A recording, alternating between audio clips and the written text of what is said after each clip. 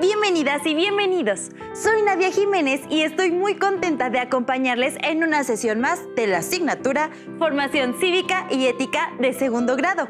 También estará con nosotros el profesor Mario Jesús Gómez Neri, quien nos guiará y platicará sobre los aspectos más importantes del tema de esta sesión. Bienvenido, profesor. ¿Qué tal, Nadia? Es un gusto estar contigo y con ustedes. En esta ocasión, nuestra sesión se titula El actuar imparcial de la autoridad con apego a las leyes, en el que hablaremos sobre cuestiones que les permitirán analizar sus ideas, conductas y acciones de la vida cotidiana. Es un tema de suma importancia para todas y todos. Tengo la seguridad de que lo disfrutaremos mucho. ¡Acompáñenos! Profesor Mario, me resulta muy interesante conocer cómo es el funcionamiento del mundo de la política y las autoridades del Estado. Lo primero que viene a mi mente es que para dedicarse a eso es necesario estudiar asuntos como leyes, derecho, economía y otras disciplinas sociales que parecen muy complicadas, o bien tener muchas habilidades para hablar y decir discursos que convenzan a la gente. Pero no sé exactamente cuál es la función de la autoridad, qué hace, ni qué más se requiere para dedicarse a esta profesión. Lo que comentas es, efectivamente, lo que define a una profesión u oficio, no muy sencillo, que es el de las y los servidores públicos y las autoridades del gobierno. No cualquiera puede ocupar un puesto así. No solo porque para ejercer un cargo público es necesario tener una gran preparación académica y tener una trayectoria de servicio social, sino que además de todo, esto es necesario reunir una serie de habilidades, virtudes éticas y valores morales como son honradez, honestidad, empatía, solidaridad, legalidad e imparcialidad. De todo ello tendremos oportunidad de hablar en esta sesión. Les invitamos a que se acomoden y presten mucha atención a las actividades e información que analizaremos de forma conjunta. Antes de comenzar, les recuerdo que es importante mantener los hábitos de higiene para cuidar su salud, como lavarse las manos constantemente con agua y jabón, el estornudo de etiqueta, usar correctamente el cubrebocas, mantener la sana distancia y, en la medida de lo posible, en estos meses, eviten salir de casa. Deberán tener a la mano su cuaderno o una hoja, un bolígrafo, un lápiz para anotar las ideas principales, preguntas o reflexiones que surjan a partir de lo que analizaremos a lo largo de la sesión. Si tienen discapacidad visual, preparen sus hojas Ledger, punzón y regleta. Cuando hablamos de autoridad, inmediatamente pensamos en alguien que da órdenes a las demás personas y a quien tenemos que obedecer, porque se le confiere saber o poder. También hemos visto que en un país democrático el poder lo tiene el pueblo, por lo que no me queda muy claro cuál es el poder de las autoridades que gobiernan. Tienes toda la razón, Nadia. La democracia es un concepto no tan sencillo de comprender. Es una forma muy evolucionada y moderna de gobierno, si lo vemos desde la perspectiva histórica. Mucho más fácil es comprender, por ejemplo, que un faraón o un rey se dedique a mandar sobre sus esclavos o vasallos, mientras que el pueblo solo obedece a esa voluntad ajena. Pero en la democracia, el pueblo es el soberano. No hay nadie por encima de su voluntad y eso hace mucho más complejo todo. Porque el pueblo es, al mismo tiempo que gobernante, el gobernado que obedece a sus autoridades. El filósofo griego Aristóteles decía sobre esta doble función de gobernantes y gobernados en el sistema democrático que se manda a los de la misma clase y a los libres. Ese decimos que es el mando político que el gobernante debe aprender siendo gobernado, como se aprende a ser jefe de caballería habiendo servido en la misma. Por eso se dice, y con razón, que no puede mandar bien quien no ha obedecido. La virtud de estos es distinta, pero el buen ciudadano debe saber y ser capaz de obedecer y mandar. Y esa es la virtud del ciudadano, conocer el gobierno de los hombres libres bajo sus dos aspectos a la vez, Esta idea fundamenta la necesidad de que un o una buena gobernante, además de saber mandar sobre las ciudadanas y ciudadanos, debía poder también obedecerles y principalmente a las leyes del Estado. También aplica al revés esa responsabilidad, y es que las ciudadanas y ciudadanos de un Estado democrático como el nuestro debemos tener la capacidad de mandar sobre las y los gobernantes a través de las instituciones y leyes, para que ellas y ellos, a su vez, puedan conducir el país. Suena un poco enredado esto, pero si lo pensamos detenidamente, tiene mucho sentido, ya que en una democracia quien gobierna es el pueblo, y también se sabe que alguna parte de la población está dedicada especialmente a desempeñar cargos de autoridad, desde la policía hasta quien presida la república. Pero supongo que unas personas tienen más autoridad que otras. Efectivamente, Nadia. Cada puesto del gobierno tiene distintas capacidades o facultades y también diferentes obligaciones de acuerdo con su rango de responsabilidad. Todas y todos son finalmente servidoras y servidores públicos y están obligados a una serie de normas, reglamentos y leyes especiales que regulan su campo de acción y responsabilidad. Para ayudar a saber qué tipo de obligaciones tienen las y los servidores públicos, así como las ciudadanas y ciudadanos mexicanos, les invitamos a ver y escuchar con atención el siguiente video. A las autoridades les corresponde impartir justicia en los conflictos que surjan entre la ciudadanía con estricto apego a la ley, sin tener en cuenta aspectos como rasgos, posición social, económica o de cualquier tipo que dé ventaja o cause un beneficio particular a una persona o a un grupo en perjuicio de otra o de un colectivo. Esto significa que deben ser imparciales, pero además actuar de forma pronta, completa y gratuita. También deben evitar cualquier situación que repercuta en un ciudadano o un grupo de ellos. Por su parte, la ciudadanía tiene la responsabilidad de aceptar y respetar a las instituciones públicas, sus decisiones y las resoluciones que emiten. Cuando esto ocurre, se alcanza el bienestar común, la paz social, la seguridad y la dignidad humana y se facilita la convivencia diaria. Para poder pedir justicia, debes conocer tus derechos. Las leyes te protegen y brindan seguridad a tu familia. Como vimos y escuchamos en el video, todas las personas, tanto ciudadanía como autoridades, tenemos el compromiso de respetar las leyes y actuar con ética y responsabilidad. Totalmente de acuerdo, Nadia. En una democracia, todas y todos debemos ejercer el poder ciudadano, que es el de tomar decisiones y, como hemos visto en otras sesiones, tomar decisiones acertadas requiere de una serie de habilidades y valores que, si bien debemos poseer como ciudadanía, cuando se trata del servicio público, toman mayor importancia. Creo que queda claro lo importante que es ser una o un buen servidor público, y porque esos puestos deben ser ocupados por personas muy bien preparadas y de gran calidad ética. ¿Y cómo no, si en sus manos están las vidas de todas y todos los mexicanos?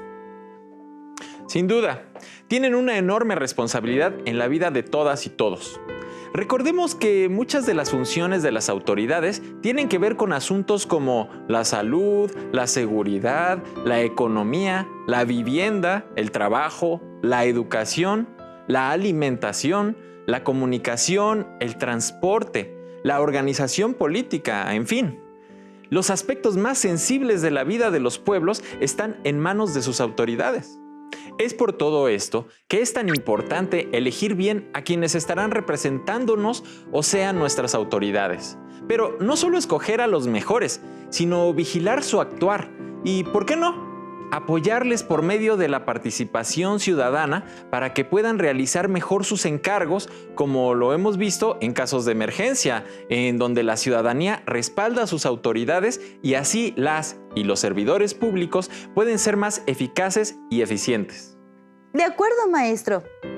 Me viene a la mente cómo en esta situación de emergencia que hemos vivido, estos meses, la participación general de la gente al quedarse en casa, usar cubrebocas y no hacer caso a la información falsa ha ayudado. Estamos actuando conjuntamente autoridades y ciudadanía y con ello hemos podido controlar la pandemia y hasta la infodemia. Les invito a ver y escuchar al maestro Renato Jiménez, que nos presenta a servidores públicos que nos causan orgullo por su heroica labor. ¡Corre video! ¿Cuáles son los valores con los cuales los forman para cumplir con las tareas que tiene el cuerpo de bomberos? Los valores se adquieren de generación en generación de todos los bomberos que entran a laborar. Somos una institución de más de 100 años con esos valores, que es el valor, la honradez y el sacrificio. Entonces, de generación en generación, cada vez que entran nuevos bomberos, se les transmite esos valores. Perfectamente. ¿Qué me dice del valor? Del valor. Del valor es una simulación, precisamente como le había comentado, que viene de generación en generación. Los bomberos que tenemos más tiempo, se transmite ese valor. Ven cómo se trabaja los bomberos que van ingresando y simulan nuestro valor. Entonces ellos van aprendiendo esos valores precisamente ya estando dentro de la institución. La honradez, yo creo también es un valor muy importante, que yo creo que a lo mejor muchos de nosotros, más bien todos los bomberos, debemos de traerlos desde nuestra casa. La honradez y el sacrificio, igual que es lo que se otorga hacia cada servicio que nosotros salimos a cubrir, como en este caso que son las emergencias. Perfectamente, sí, la honradez es justo uno de esos valores que tenemos que cultivar mucho actualmente, sí, para poder ver una mejora en nuestra sociedad. Y pues justo un bombero está dispuesto a dar el máximo sacrificio sin estar especulando o pidiendo otro tipo de favores. Y esa es justo una de las grandes cualidades que hay en la honradez. Y también en el sacrificio. ¿Qué nos dice del sacrificio? El sacrificio precisamente es eso, que no haya una recompensa hacia lo que es el sacrificio, que en este caso que estamos hablando. Es precisamente con esos valores con los que se ingresan a esta institución, con un sacrificio, saber que se va uno a forjar dentro de la institución con esos valores. ¿Qué les ha parecido? ¿Qué otros requisitos consideran deben ser necesarios para ser una o un buen servidor público? Me ha parecido muy interesante todo esto. Por lo que entiendo, las autoridades están obligadas a conducirse bajo todos estos principios y hacer su trabajo de la mejor forma para el bien de todas y todos. Exactamente, Nadia. Gobernar y administrar el Estado para todas las personas por igual es la principal función de las instituciones democráticas. Así como no se debe discriminar a unas personas, tampoco se debe privilegiar a otras.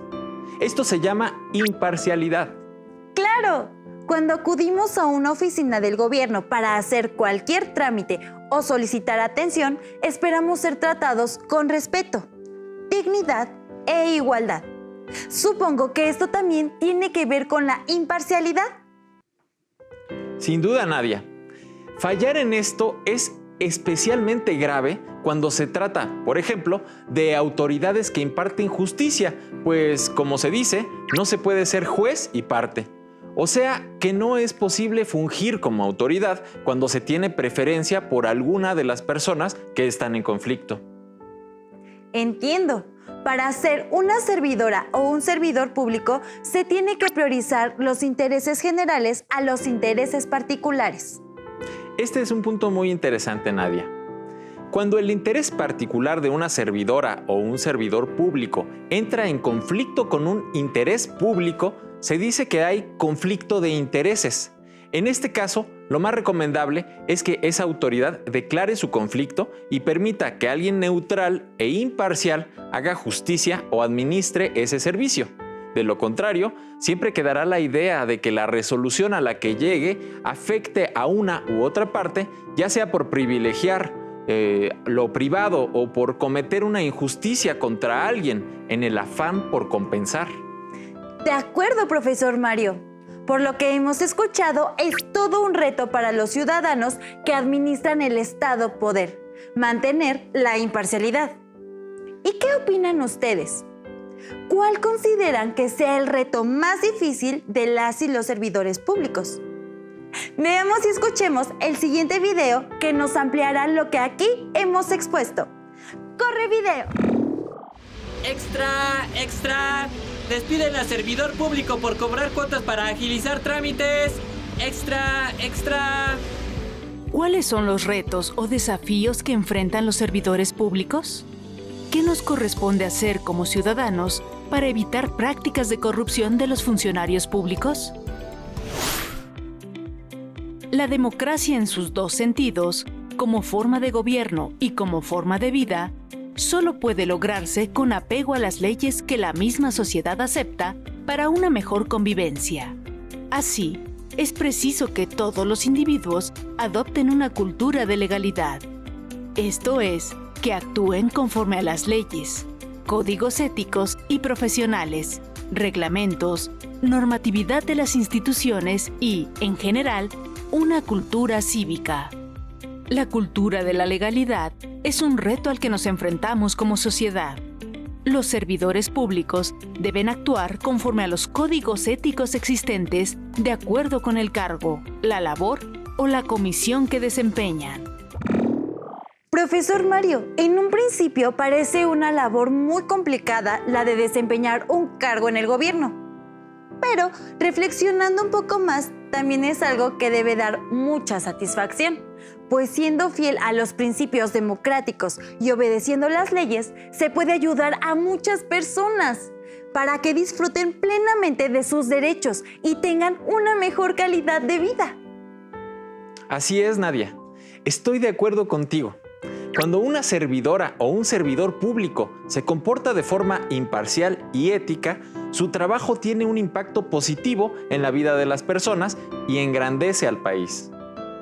Pero para esto debe existir una cultura de la legalidad en todas las ciudadanas y ciudadanos del país, que es el apego a las normas para tomar decisiones y realizar acciones procurando que todo se haga con orden y racionalidad.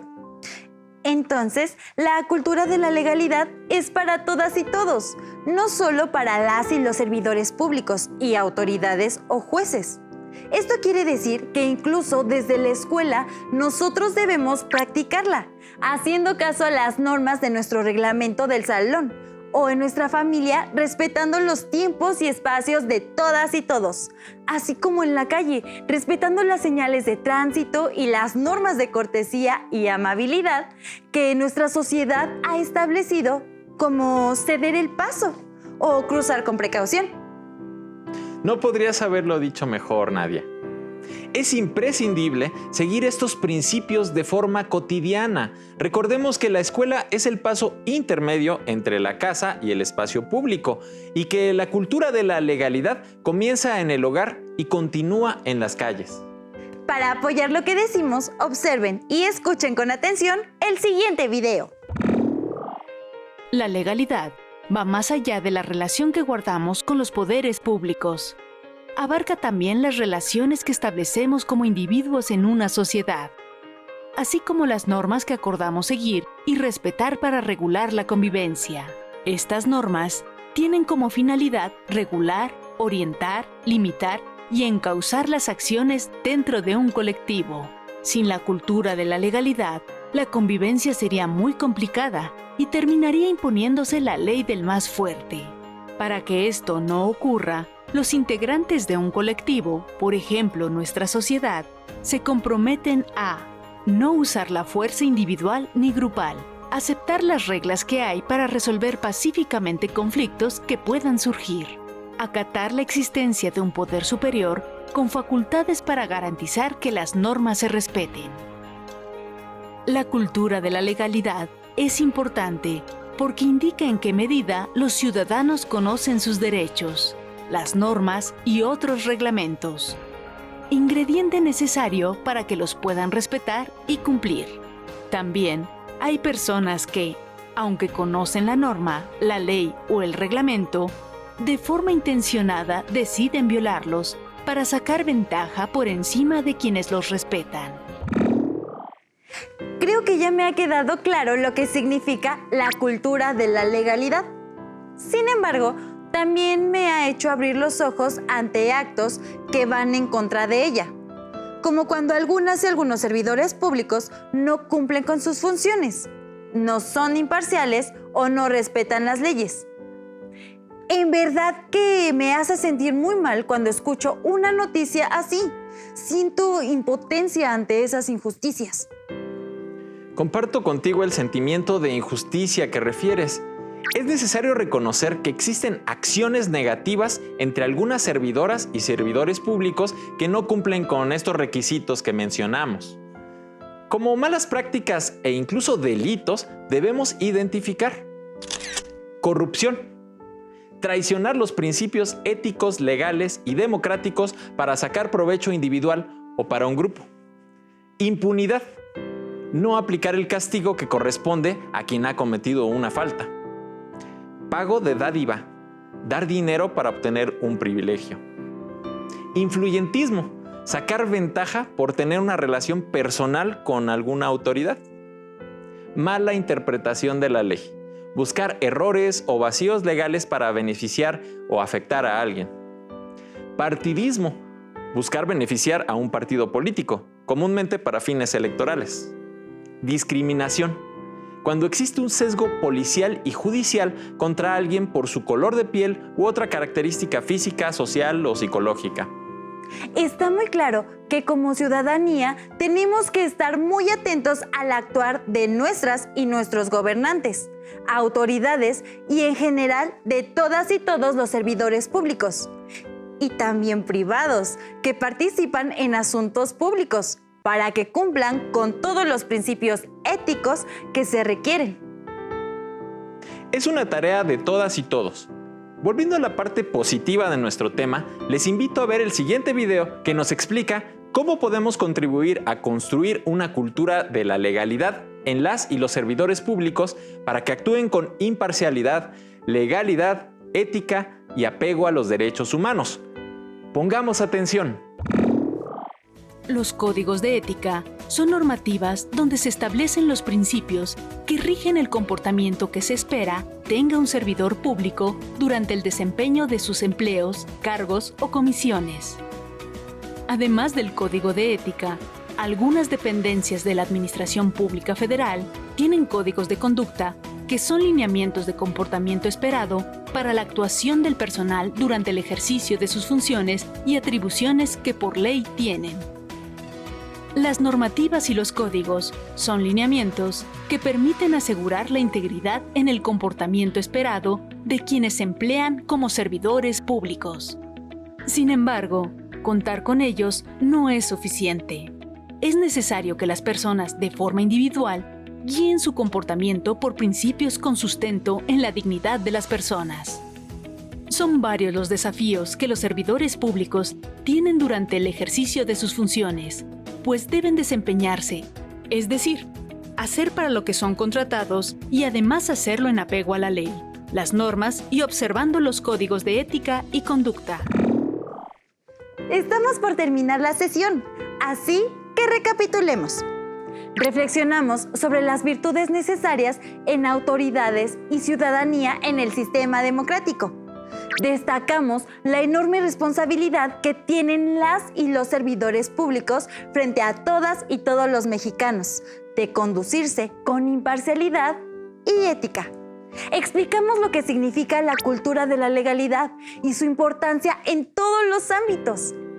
Finalmente, resaltamos la importancia de identificar las amenazas más comunes a la legalidad e imparcialidad, así como del conocimiento y obediencia a los códigos éticos.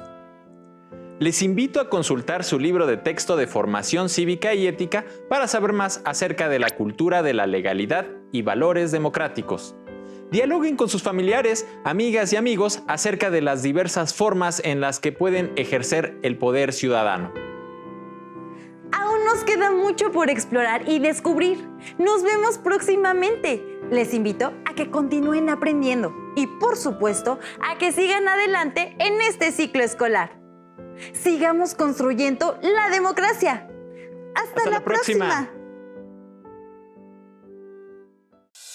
Si tienes dudas o necesitas ayuda, llama al Centro de Apoyo Pedagógico a Distancia El número de teléfono para secundaria es el 55 36 01 71 23.